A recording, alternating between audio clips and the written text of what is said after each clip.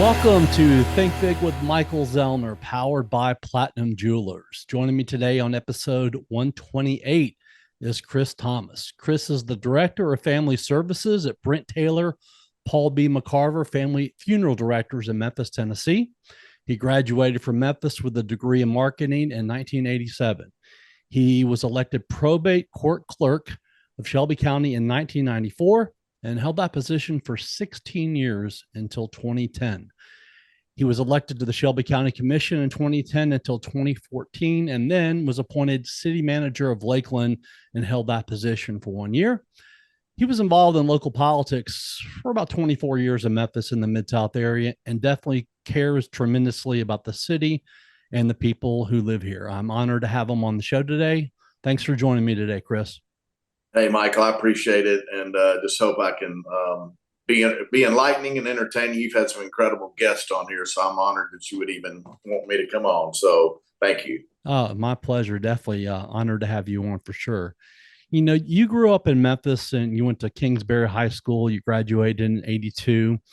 You know, do you have a few memories from your childhood that stick out the most? And were there any, teachers that had a good influence on your life?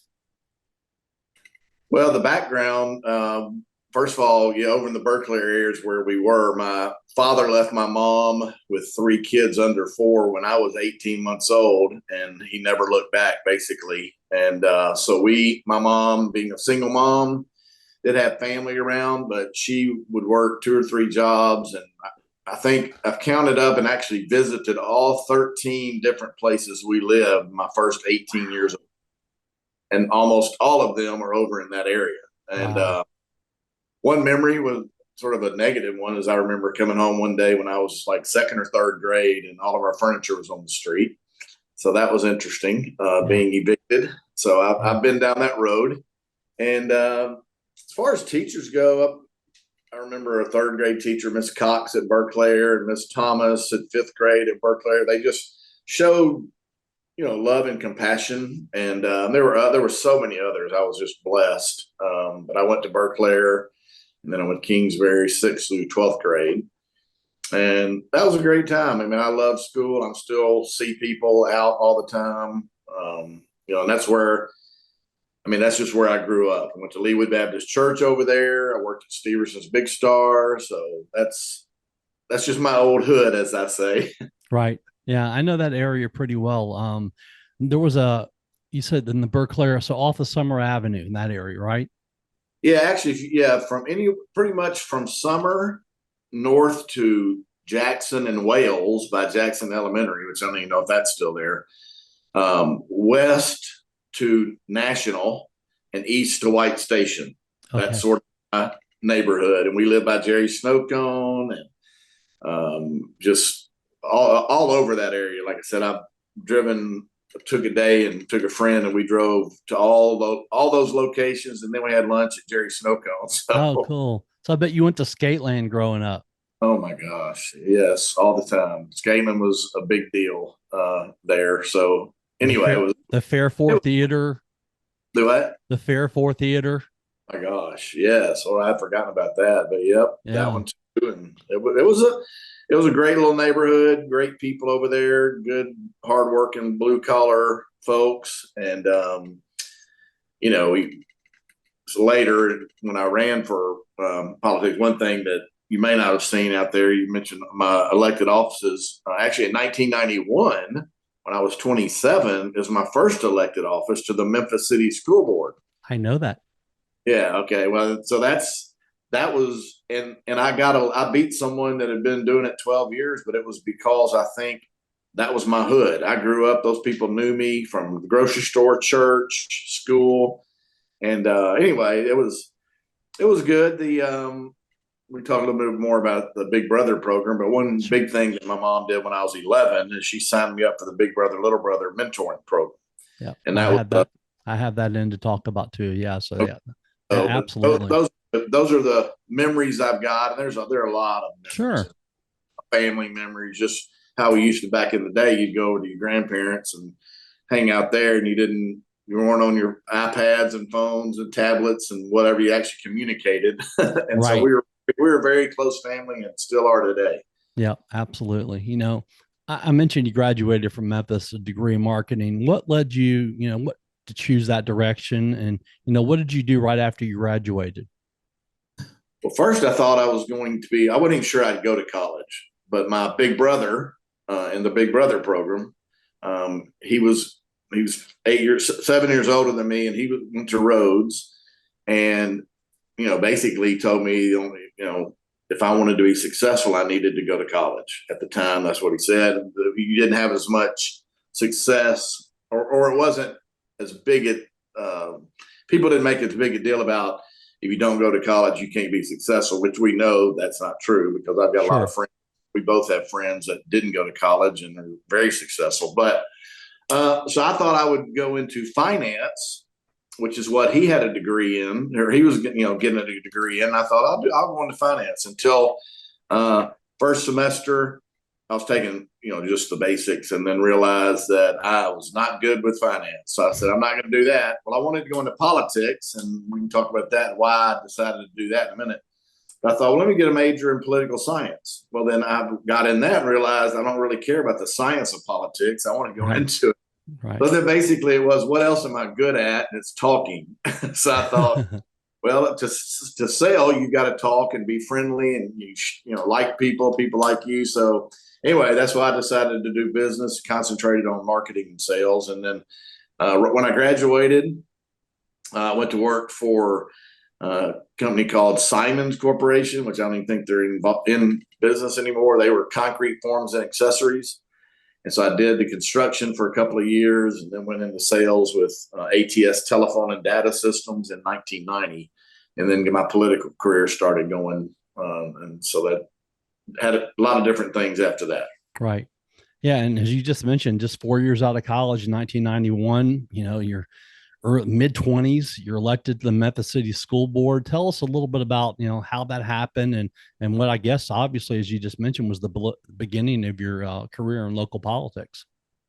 Yeah, it's an interesting story because at least to me and a lot of other people thought so. But so I was involved in the student council, and I was student council officer, campus leader. So we had our student council meeting, and Barbara Sonnenberg, which you may remember that I do name, know that name. Yeah.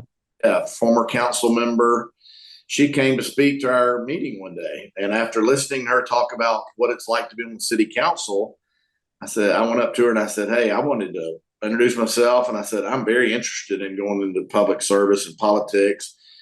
Can you help me? And she said, sure. So basically, she took me under her wing and said, hey, she invited me to council meetings. And she was on the board of MLG&W, went to meetings there, met Wyatt Chandler when he was mayor. So then she introduced me to Dick Hackett. And then when he ran for mayor, that was the first campaign I worked in, and I worked in his campaign, and he got elected mayor.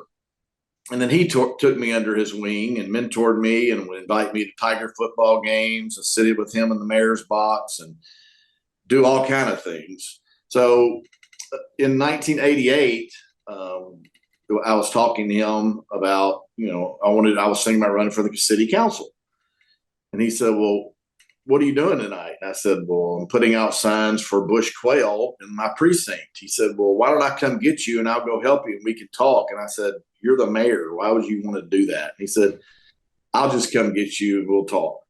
So the time we got finished talking that night, he had convinced me to think and pray about not running the city council, run for the school board, because I had a 4-year-old that at the time in 91, when the election would happen, he would be in the school system. And the average age of the school board members at that time was 55. None of them had children in the school system anymore or whatever. So he just felt like that would be the best avenue for me. And so I talked to my wife. We prayed about it, talked to some close people to me, and decided we would do it. And I just worked my tail off and got elected, and there we were. It was just crazy. That's awesome. Well, that is a good story. I ran into Dick Hackett at the Pyramid right after he lost to Willie Harrington. And I remember in the steps, just walking up the steps, and I remember saying, Mayor Hackett, why didn't you challenge the election? And he just said, I just, the safety of the city was more important. And everything it made me actually have a little bit more respect for him than I already had. So yeah, what a great man. Yeah, I haven't seen him in a few years. I ran into a mutual friend of ours, and I told him I need to get in touch with Dick because I've had a chance, fortunately, to tell him over the years how influential he was, and just don't know what I would have done had that not happened. Right. One of your favorite quotes is, quote, stand for what is right, even if you're standing alone, unquote. It's pretty apparent with, what that is saying in general, but personally, what does that mean to you? Well, that's something my mom told me when I got into, maybe before politics, but I got that from her. And basically, and I had to do that. It basically means that you stand for what you believe in, and whether in your heart, the Bible, which is what I go to. But even if you're standing alone and you don't have people there with their arms around you saying, "Hey, this is the way to do it," you got to stand up for what's right. And I had votes on the city council, and then I made decisions as probate court clerk that I was the only one doing it, but I felt like I was doing the right thing, and it was the right thing to do. So no one didn't have support, but I went ahead and did it anyway because that's just the way my mom taught me. Absolutely. You were elected, probate court clerk in 1994. At the time, I'm sure you had no idea that you'd end up spending 16 years in that position. You were, chairman of the state court clerks probate for many years, instrumental in the development of the probate court's website, which was ranked, top 10 among the Probate Court Judges Association. What were some of the most significant challenges that you faced as your role as probate court clerk, and how were you able to address them and handle them? Well, the biggest challenge was when the guy that helped me with my campaign for the school board, my consultant, he called me and told me he knew that I wanted to run for a bigger, like at some point, a bigger office, serve in a bigger capacity. And so he called me and told me that the probate court clerk was retiring and I should run for that this was fall of 93. And I remember this true story, and I'm tell it, but I said, "What does the probate court clerk do?" He said, "It has something to do with wills, but it pays good." And so I just sort of joked and said, "Okay, whatever." Got off the phone, talked to my wife. She said, "He's crazy. You're not going to run for that." And so the next day he called me and he said, "What'd you decide?" I said, "That you're crazy and that I don't know anything about it." And he said, "Chris," he said, "you can win. You're smart. You've got a business background. Look into this more." So I did look into it more, talked again, prayed again, went to like 7 advisors, like people I respected, including my big brother. And I think I even, although Dick was not there anymore, talked to him. And everyone said, "Go for it." I was working at ATS Telephone and Data Systems at the time. And I think the only person that said they didn't think it was a good idea was the president of the company. And he selfishly said he didn't want me to leave. Right, right. But talent, so just getting elected, just running the day after I announced I was running, one of the biggest names in Memphis politics announced they were running, and that was Pat Vanderscaff, former city councilwoman. I'm thinking, oh my gosh, that's going to be like David and Goliath out here because that name's been around forever. But I even thought about getting out. I thought, man, there's no way I can win. And Lane convinced me. He said, "No, you can.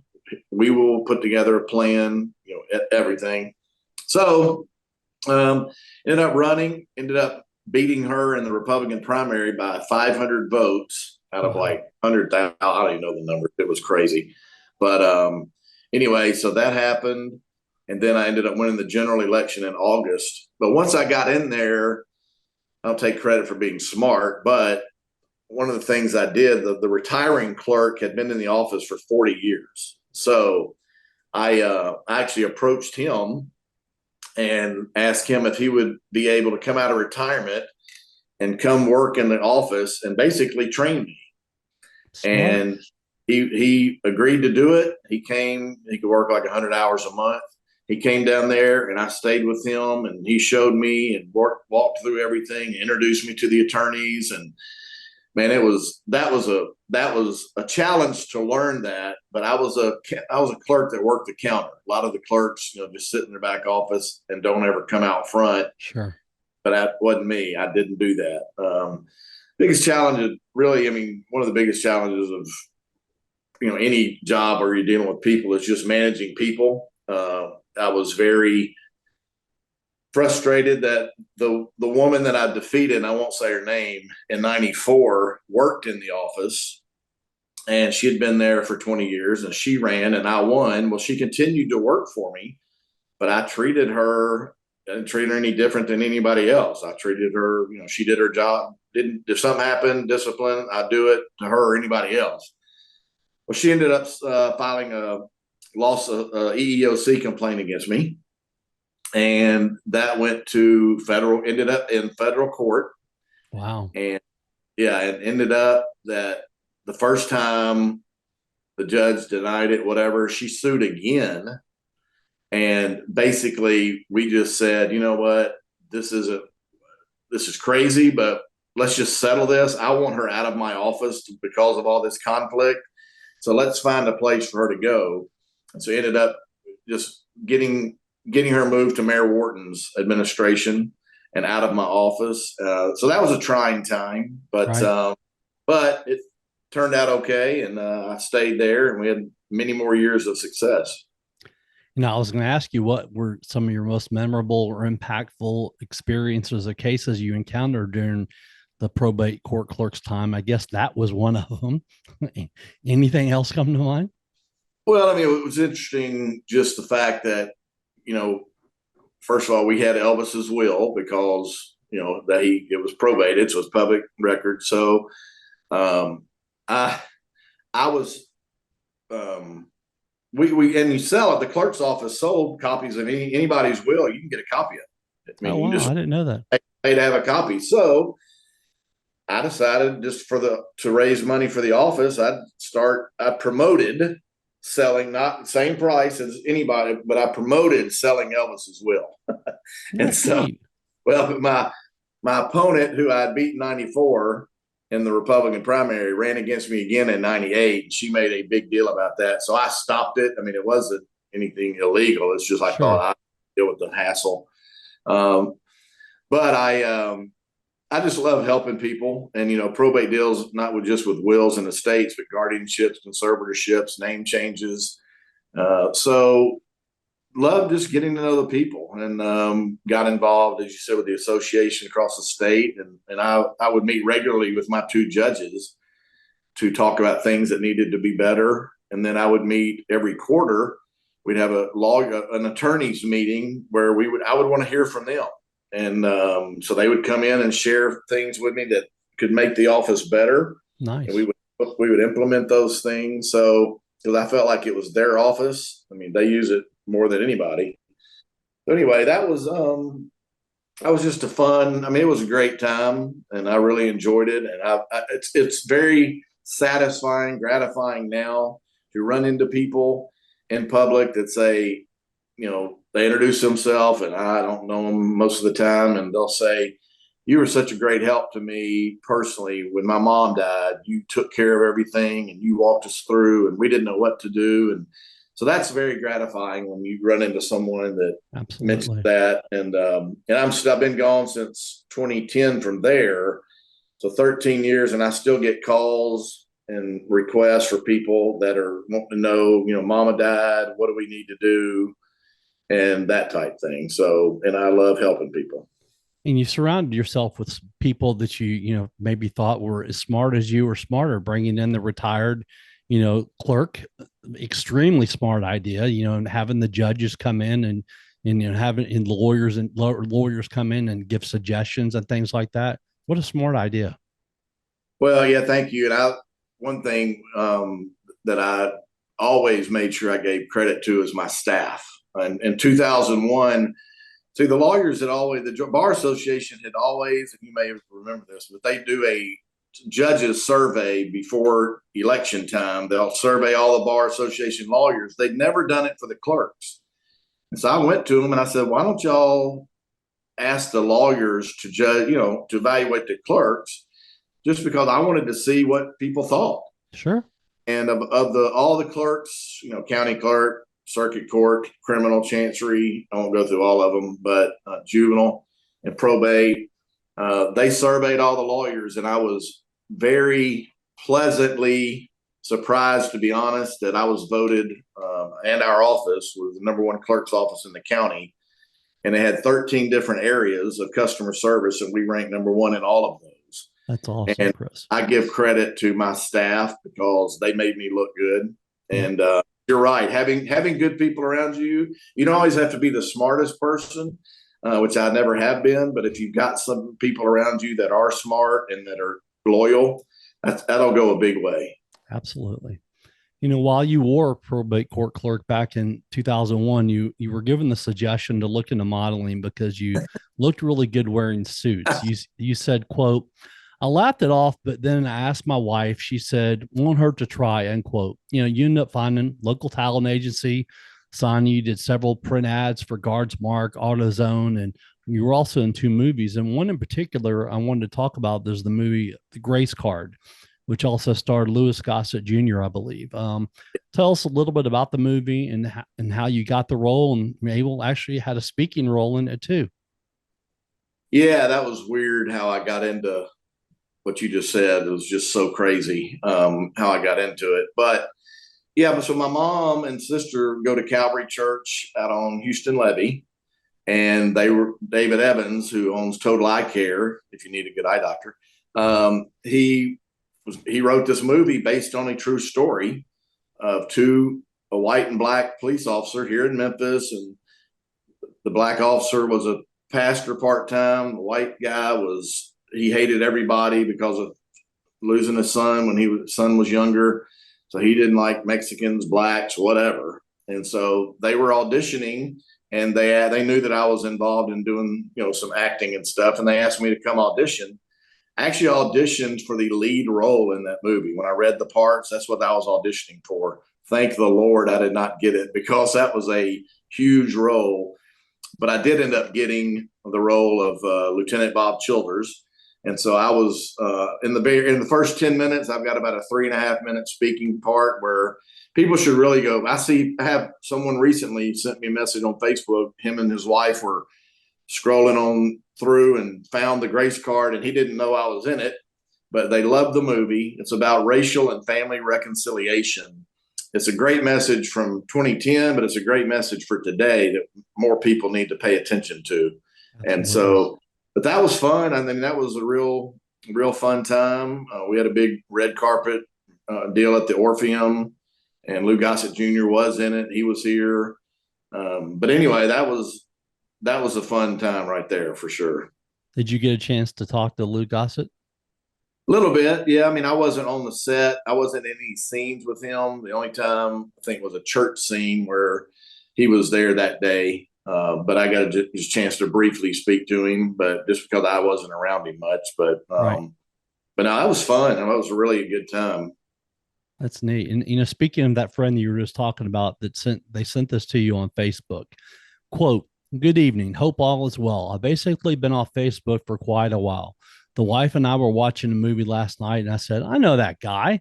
I had to look your picture up and showed it to my wife. I said, I think that's him. I watched the credits and it was you. The Grace Card. Nice job," unquote. That was 12 years after the movie came out. Hearing that had to make you smile and make you feel really good.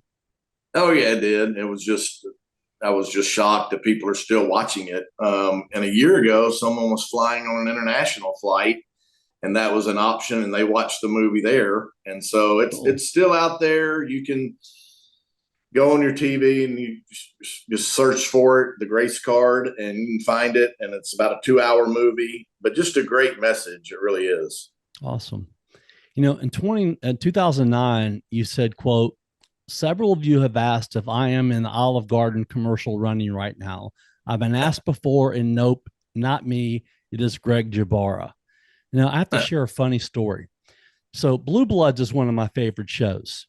Oh, my God, me too. Yeah, it's one of my favorite shows. So, with the podcast, I'll reach out to anybody, actors, anybody and everything. And I found Gregory Jabbar's email address. I emailed him. He responded back, and I just recorded him on my podcast last week. It No is way. coming out. We're airing this on Friday, June. Right now, you and I are talking. It's Friday, June 29th. Your podcast is going to air a week from today. And his podcast airs 2 days before yours. Oh my word. In the world of no coincidences, that was when I saw that, on there in your page, I saw the picture that you posted. Amazing. The nicest guy. I mean, I really had such a fun time talking to him. And amazing that he won a Tony Award on Broadway. He was a Broadway actor for many years, and I actually was telling him in the podcast, I was in New York in 2005, and he was in Dirty Rotten Scoundrels with John Lithgow. And I went to see it, and of course didn't know who he was, but he was in that with him. But yeah, just a funny story. When I saw that with Gregor Jabbar and everything, I was like, cannot believe that actually popped up, and y'all are going to be on my podcast the same week. That is crazy. Well, I'd never heard of Blue Bloods until my sister, who loved it. This was years ago, back, as you can see from that post you see. She said, have you ever seen Blue Bloods? I was like, no. She said, you look just like one of the characters on there. And I'm like, whatever. So I watched it, and I don't think it looked just like him, but we definitely have similar features, hair, facial features. And so then I didn't watch it just to see him. I watched it because I love the show. Such a great show, Tom Selleck. But yeah, that's been interesting, because I have had people, and I was in St. Louis one time, and I'm going to tell the story, and it's funny to me, but I was in St. Louis and in the lobby area or whatever, and this couple said they kept looking at me, and I was like, I think we were in the bar area just sitting there waiting, and they said, excuse me, sir. And I said, yes. And they said, you're him, right? And I just said, him? Said, the guy from Blue Bloods? And I was like, oh. And I said, well, I try not. They said, we don't want to bother you. And I said, well, I try not to, let everybody know that, whatever, just try to keep it low key.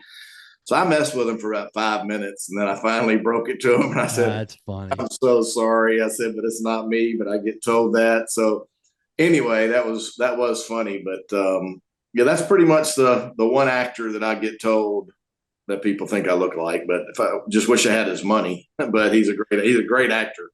Yeah. And he and I both have fluctuated on weight too. There'll be some seasons he's bigger and then he's thinner and whatever. He's a great actor. And yeah.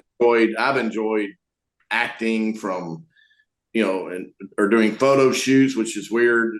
One just popped up the other day. You may or may not have seen it from my memories, and I commented on it, but from AutoZone that I did several years ago. And an employee told me that picture still hangs in the B Hall or something like that. And Bill Rhodes, a retiring chairman who I've gotten to know and met with and everything through the golf tournament, FedEx St. Jude golf tournament, I met with him, and he has a copy of that picture in the frame in his office. So it's that's so cool. It's really weird. But yeah, I've done commercials, and I don't know, we'll talk about whatever. I don't want to get out of order of the questions. That's okay. It's just, but yeah, I just thought that was just such a strange, when I saw that, I was just like, oh my God, once again, as I said, the world of no coincidence is how that popped up. And I just had him on. Yeah. I can't hear that. That's awesome. Yeah. So, and you, like I said, you would be glad to know that he is, just like you, he's just a super nice guy and just nice as he can be. So it was great to have him on, which, awesome. Yeah, you'll be able to watch that next week. Awesome. Along with working in city and county government, you also held positions with other companies, along the way before your current position now, which we'll get into. Obviously, Chris, you're a people person, always been involved in jobs, where you've had an impact on others. Outside of local politics and your job now, what did you enjoy doing the most? Oh, as far as career wise? Yeah. Trying to think. I enjoyed two other things. One is I really enjoyed working with ATS telephone and data systems, just selling and just getting the chance to meet a lot of great people. And then also when I worked in government relations for a lobbying firm here after I left the county commission, worked with Ron Red Wing, and I was calling on, elected officials about a big contract, and the sheriff and the fire chief, police chief. And so those were fun. I just really, it's been getting to just being around people is what I like to do. So that's been, but those are some other jobs that I had that were really fun. That's awesome. You said, quote, "My mom said to love all people, even though those that are not lovable. Treat all people with respect, no matter their social status or race," unquote. I think that quote is the epitome of the man I've known for about 7 years or so, and who you are. Why is that so important to you? Oh, well, it's just because, first of all, my mama said it. And so that means a lot.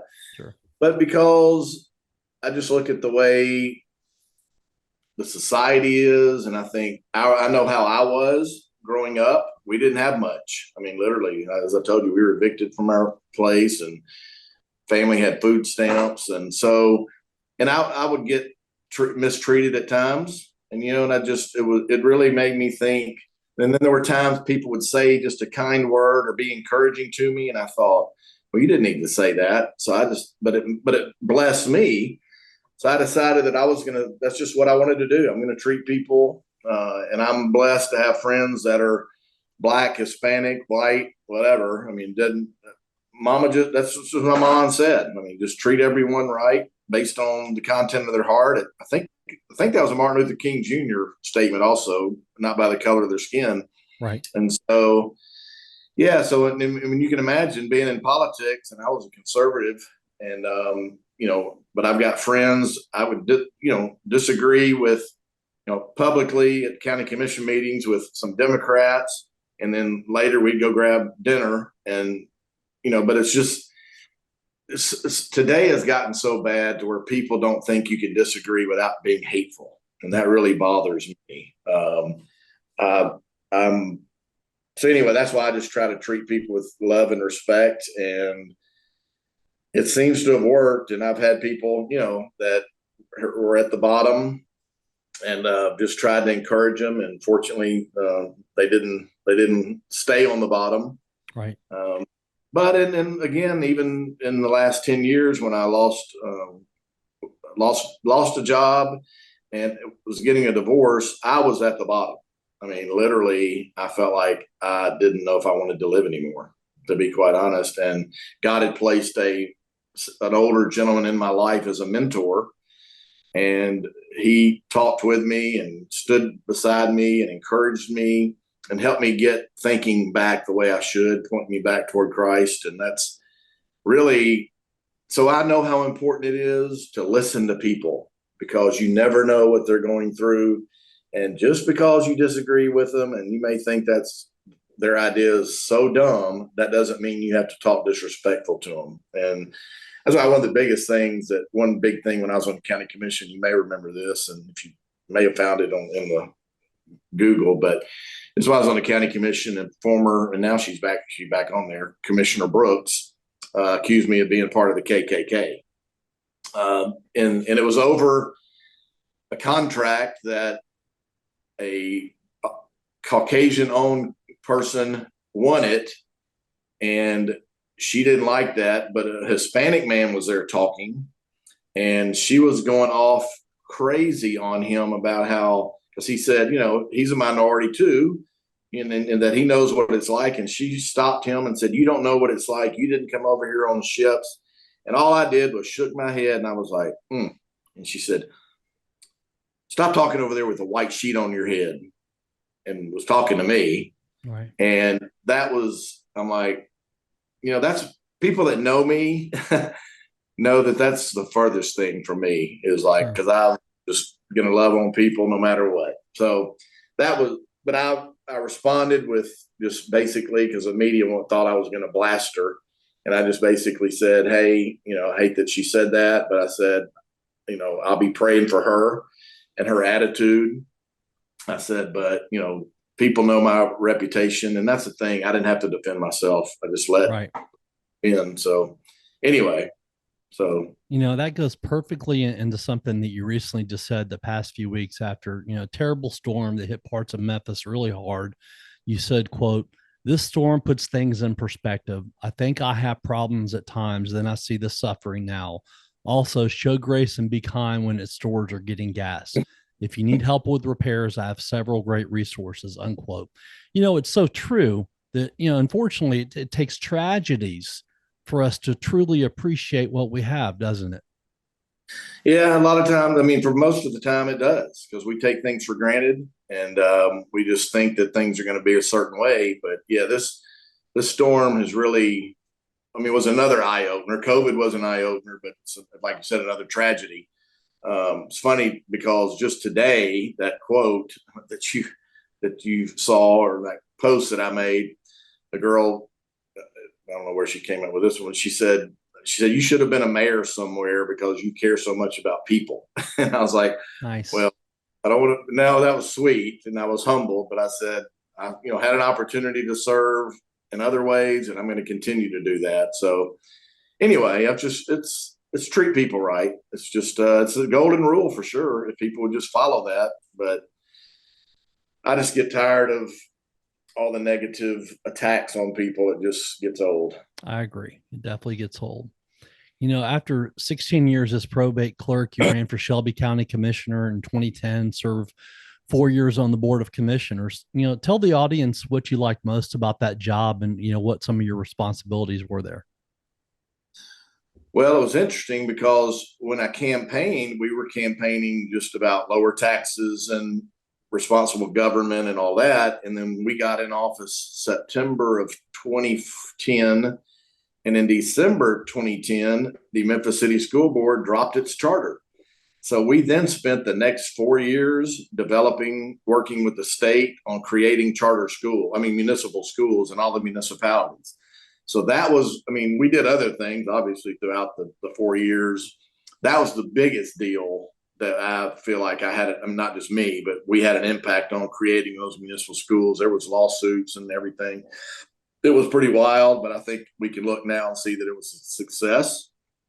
But had a really exciting job. I was chairman of the Delinquent Property Tax Committee. You don't realize how much delinquent properties there are in Shelby County. Right. But it was just really, I just loved the community service, the public constituent services, I guess, when people have a problem and I'm able to come in and help them, get everything resolved. That really gives me a sense of, fulfillment.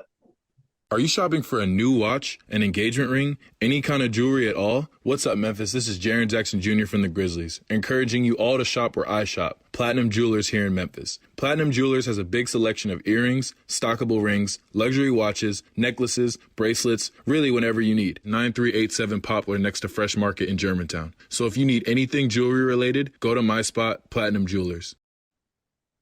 This past May 25th, you said, quote, so I've been fortunate to be on the top two game shows in the last 40 years, Wheel of Fortune 1986 and Family Feud this week. I had a great time on both, but I must say Family Feud was the best, getting to be with family, and Steve Harvey actually talked to the audience and contestants during breaks.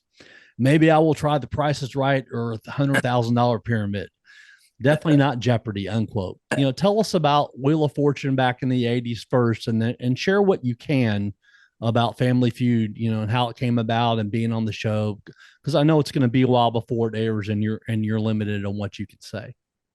Yeah, well, the Wheel of Fortune, I just watched the show all the time, and I was 22 years old, and I saw that they were coming to Memphis for auditions at the Peabody, and I was like, well, I want to be on that show. So I applied and got a chance to audition, and I won't go through the whole process, but basically the first part of the process was you had like 5 minutes to answer the sheets of not questions, but puzzles.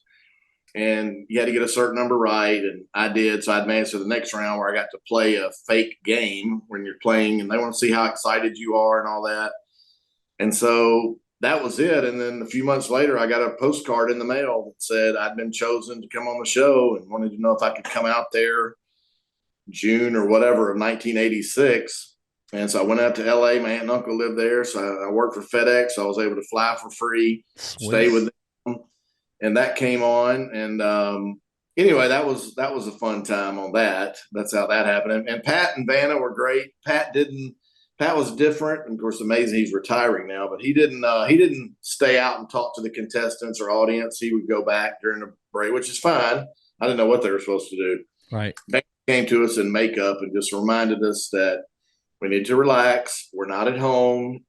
We're going to hit bankrupt or lose a turn, whatever, but just have fun. Sure. So anyway, she was real sweet. Nice.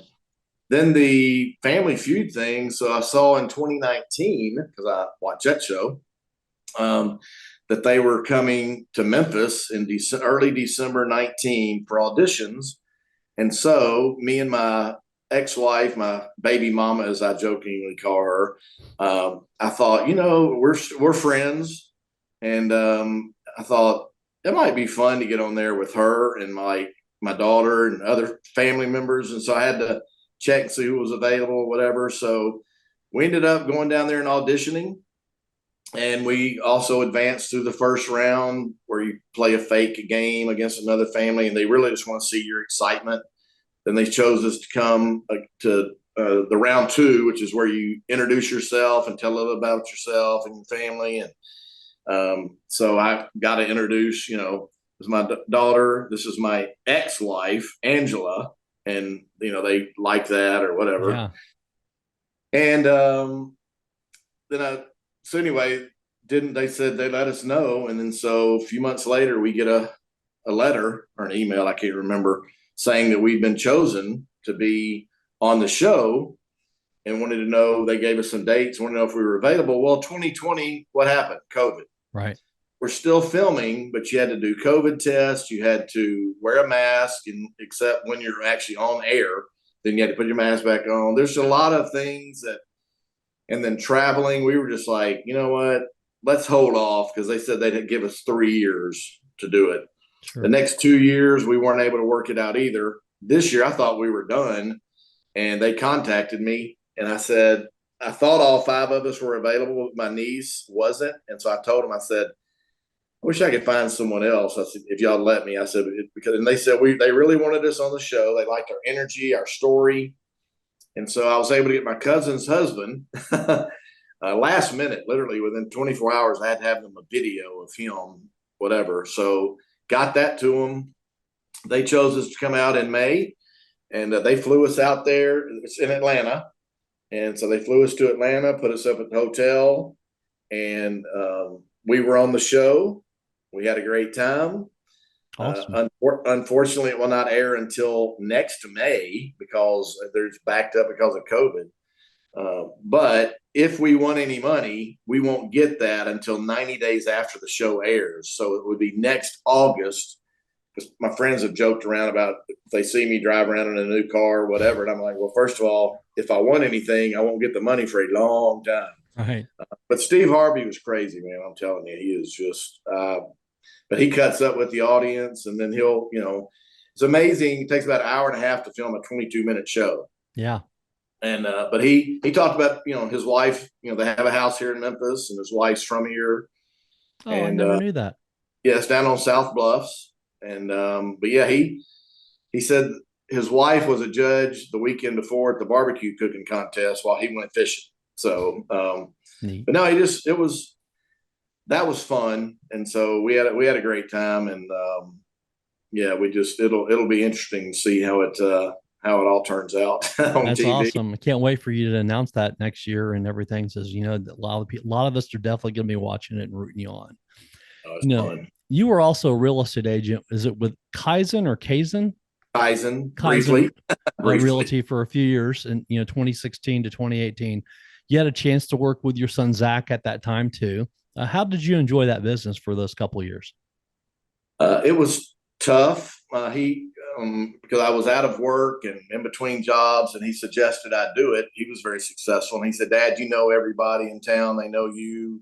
You do great, whatever." So I got in there, and with Kaizen, they basically don't. It's not a negative thing; it's just the way they're set up. They don't provide support and training. You basically have to already be in a real established realtor. And Zach was so busy, which was great. Sure. He wasn't able to help me as much.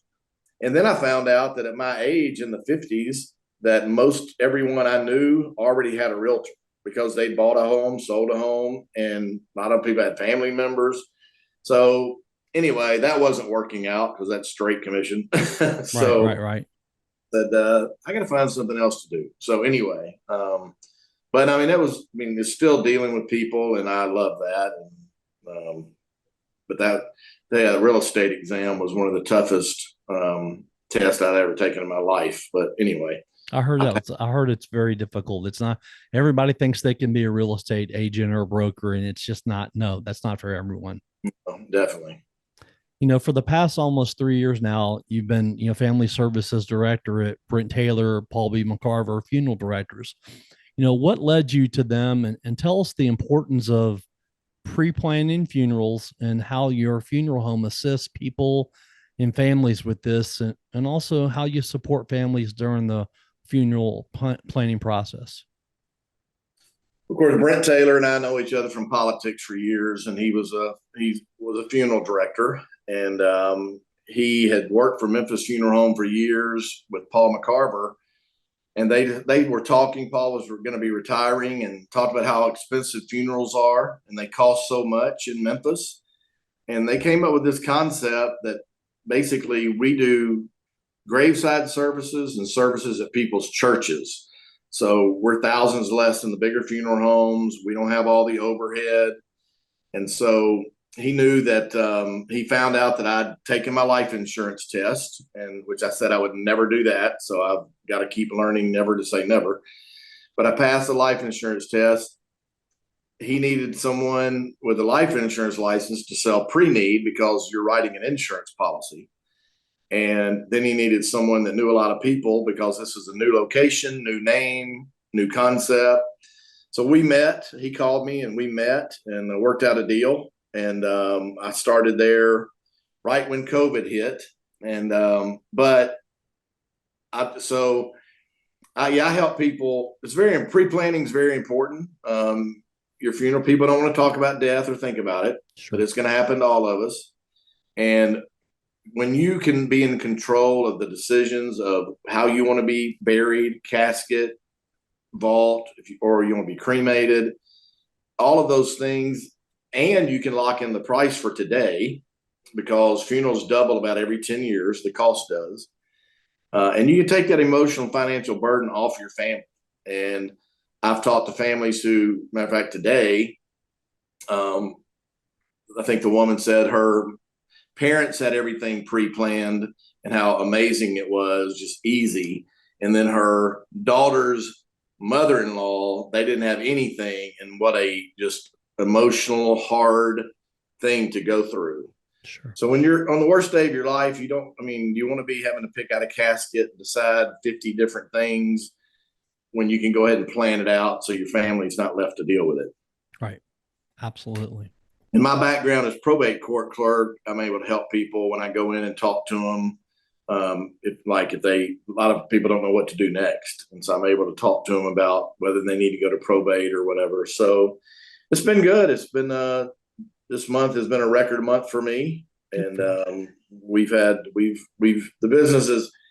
the concept has caught on. And so it's really spreading, and we're word of mouth, and we're a 5-star rated company. Andy Wise is Wise Choice for Funeral Providers. And I love doing it. It's just great. When you were talking about probate earlier, it's the first thing that came to my mind. I said, yeah, that was a perfect fit for you to go into what you're doing now because, it works together. Yeah, exactly. Well, and I saw firsthand as clerk how unplanned death, the emotional toll it took on families. And you got families in there that they're having to, literally ask how much people have on their credit card, their siblings, to figure out how to pay for it, or GoFundMe. And so anyway, it's just, no one wants to think about death, like I said, but it's going to happen. So why not prepare for it and take those decisions out of your children's hand or your spouse's hand? Absolutely. Here's a testimonial you received I wanted to share. Tiffany M. said, quote, "Thank you so much, Chris Thomas, for first and foremost taking great care of us, being such a great friend, and saving us a ton of money, significantly less than several other funeral homes in the area. This is a huge eye-opener for me to make sure my family isn't stuck with my final costs, because I definitely was not prepared. If any of you need someone, please call him. Thank you again for making this process easy, unquote. You obviously, make a very difficult situation, a little bit easier for people. And that has to be, in my opinion, because of your genuineness, your caring for people, and definitely having empathy for others too. Yeah, and that was sweet. I mean, it was her dad died unexpectedly, and so she contacted me, and we were able to help him out, and just I just try to love on people. I mean, just be kind to them when they come in. They've lost a loved one, and it's like they don't need a hassle, and so we try to make things very easy, the process, and so anyway, yeah, I'm not perfect for sure, but I strive to take care of people and love on people and let them know that I care, and that's a big thing. Absolutely. Over your lifetime, you've been involved in many events in the Memphis community, including with St. Jude. You were also just featured on WREG News for your involvement in Big Brothers, Big Sisters, which you talked about 48 years ago. Share some of the things a little bit more about that, and your community involvement and what you've done with Big Brothers and, what Big Brothers, Big Sisters, does in our city and, what it meant to you that, that 18-year-old student at Rhodes, Casey, helped mentor you at the time. Yeah, well, actually, Casey is now my little brother. My big brother was Mike, but okay. Yeah, my mom, all the men in my family had died by the time I was 8.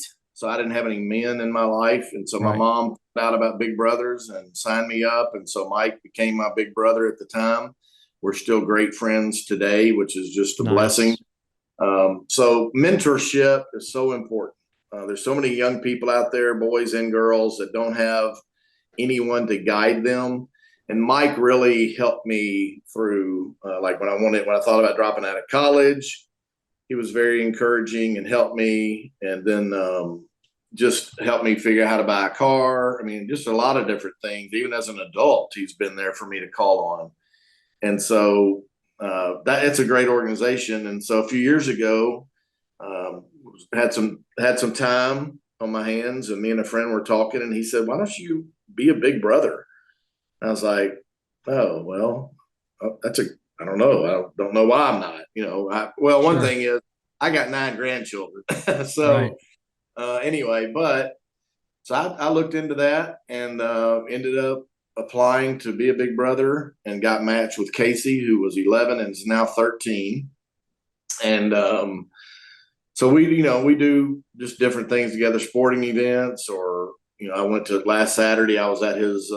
He was in the Stax Music Academy camp, and so they had their concert, and I went to that. And he's been to some family functions, and I've been to some family functions of his. And so, anyway, it's hopefully I can make a difference. Sometimes I don't think I am, but Mike said sometimes he didn't think he was either. Right, and definitely has, and so that's something I've been involved in. You mentioned St. Jude for 23 or 4 years now. I've been on a committee out at the golf tournament, and I chair the escort marshals committee, which we walk with all the top players and larger crowds and help from when they tee off to when they're done, help extra crowd control. And I enjoy that too. I've done a lot of we're talking about things I've done. I've done a lot of emceeing of pageants, like Miss Collierville and some stuff at the Mid-South Fair back in the day. And then for 14 years, I did the Delta Fair singing competition, the star of the fair. I was the MC. I set out last year. They're wanting me to come back this year, so we're talking about that. Nice. But just anything to do with the public, I really enjoy getting out doing. You now have a very special, significant other in your life. You said, quote, "Hard to believe a year ago today, me and this beautiful lady, Loretta, first started communicating while she was in Illinois with her mom. She has been, and still such a blessing to me and everyone that meets her," unquote. Tell us a little bit about her and how she's changed your life.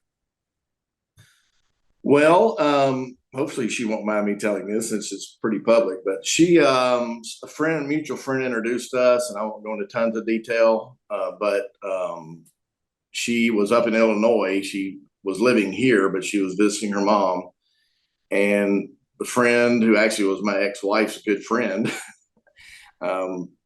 said, would you like to meet this person? And so I Googled her because she wasn't on Facebook. And anyway, when I found her, I found the video. So I watched the video, and she is a bilateral amputee. And I don't even know if you know this, but she is a bilateral amputee from 8 inches below the knee on both legs. She has no left hand. Did not know that. Basically, this is what she has for her right hand. And I listened to her story and her outlook on life. Choose joy and don't be complaining all the time because someone's always got it worse. And I'm sitting there thinking, what do you mean? Look at you. And I just said I had to meet her. And so we started talking about a year ago, and been talking ever since. And her attitude on life is amazing. I mean, here she is. She got 3 sisters, and they rotate up in Illinois taking care of her mom. But in her physical condition, she still does that. She used to go up there. She's up there now, goes up there for like 2 weeks and stays with her mom. Everyone that's met her, all my friends, family, just love her. And she just got such a great outlook on life. She's just a joy to be around. That's wonderful. What a great story. I want to read something you posted recently that you tagged your sisters, Susan and Lisa, into. As Sunday is Father's Day, I want to say happy Father's Day to my mom, Diane Thomas Grimm. Our dad left us when the 3 of us were 4 and under. She had to become both mom and dad. It wasn't always easy, but by the grace of God, other family members, and some godly men from Leawood Baptist Church, we made it. I love you, Mom, and I'm so grateful for all that you have done and sacrificed for us. We are who we are because of you. I know this has been a trying year with your health, but you're so strong, and I know you can do it. Always remember you have God and the 3 of us by your side. Tell us a little bit more about your mom. Yeah, I'll try. All that is just says it. Right now, she is. We had, unfortunately, a few years ago, she had to have 24-hour care, so she had to be put in a nursing home because we weren't able to. We were all worked and just didn't have an option. We hated it. But with the storm that happened, they had to evacuate all of her and her residents to other facilities. So, I remind her all the time. I mean, she does have her mind, thank the Lord. She got a little dementia, but I just remind her all the time, how we would not be where we're at today without her being such a strong person, working 2 or 3 jobs, and then just the way she raised us, loved on us. She's just an amazing woman, and I'm blessed that I still have her and visit her today. And anyway, she's just, tell you what, so being a single parent, mom or dad, I mean, I don't know what it's like to be a single dad, but just being a single mom, what moms go through, it's great to have a strong example and a godly example.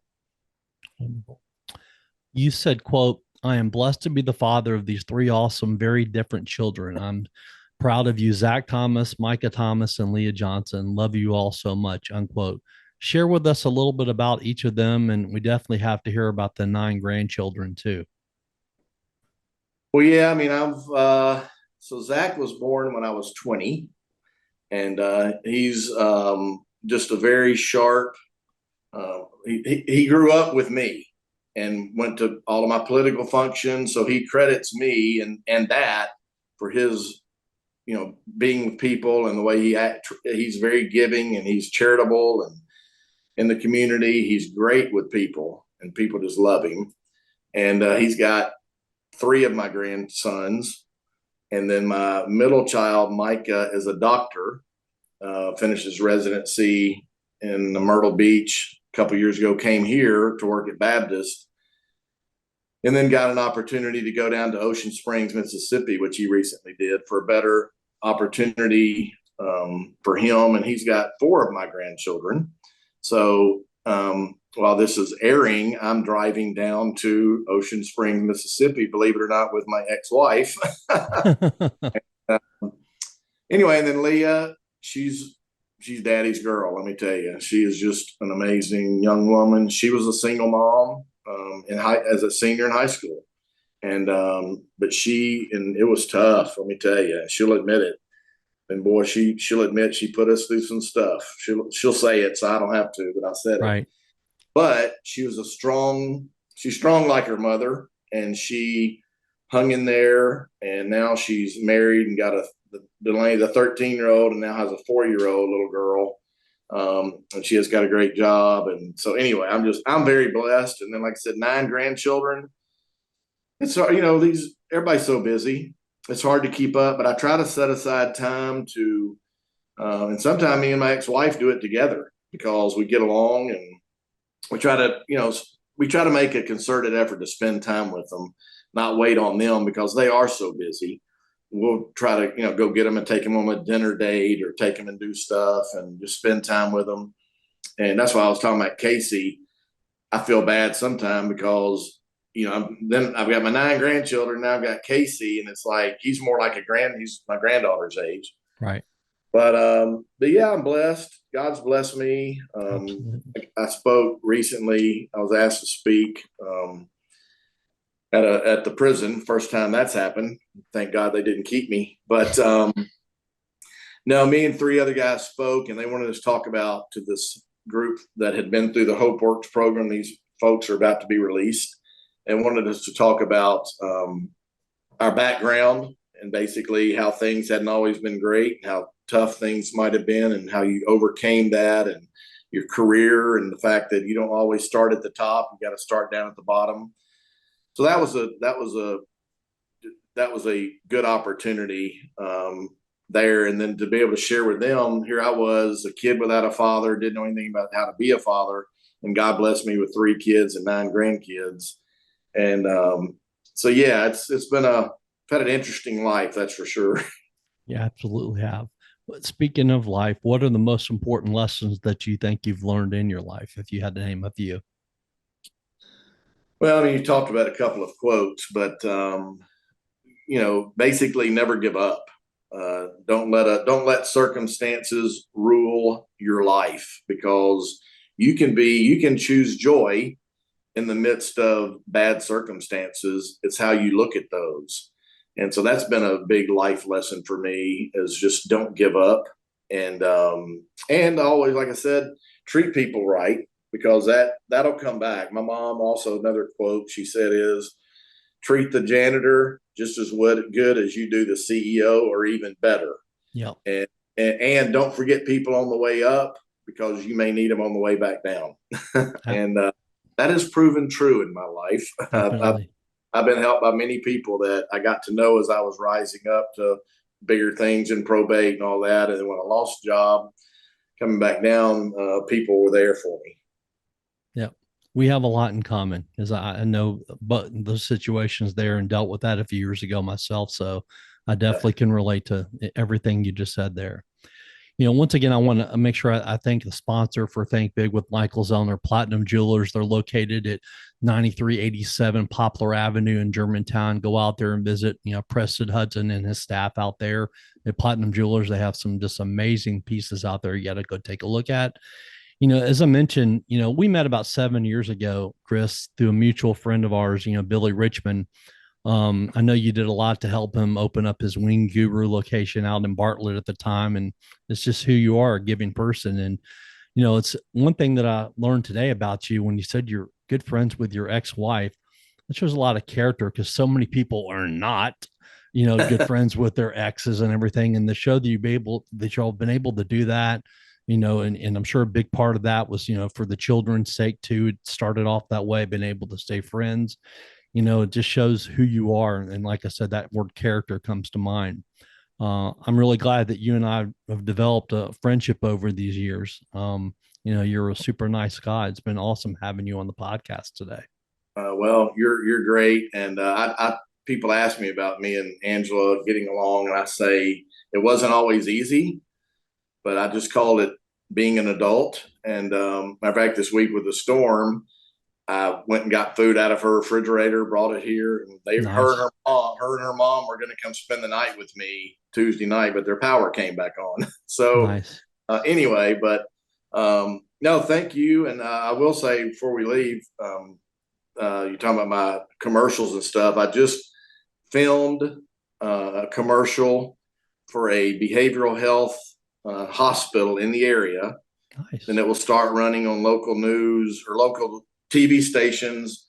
Actually, probably may have already started running by the time this airs, but it starts in July. So anyway, that was fun. I play a father of a young man who was going through had been addicted to drugs. And so it's just a 30-second commercial, but that was fun to do. So anyway, I'm just been having a great time, my man, and great knowing you, and appreciate you taking the time to think that I would have anything interesting to say. You had a lot. It's been amazing having you share your, life experiences with my audience. So I really appreciate you once again coming on today. So thanks a lot, Chris. Thank you, man. Have a great day. You too.